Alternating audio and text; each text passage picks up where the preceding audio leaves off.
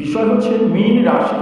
মীন রাশি এই যে সারা বছর বাংলার 1433 সালটা কেমন যাবে, অর্থাৎ ইংরাজি 26 সাল এবং 27 সালের 16-17 এপ্রিল পর্যন্ত সারা বছর আপনাদের কেমন কাটবে এই মীন রাশির জাতকদের, সেই বিষয়ে আলোচনা করছি।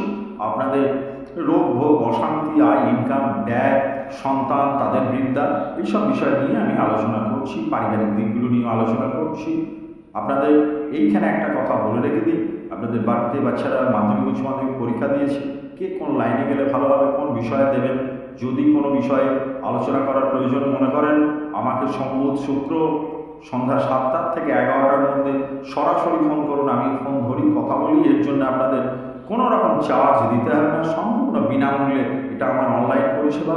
মা দুর্গার কৃপায় আপনাদের সারা বছর ভালো কাটুক। এবার আসি আপনাদের বিষয় নিয়ে। মীন রাশির অধিপতি হচ্ছেন দেবগুরু বৃহস্পতি।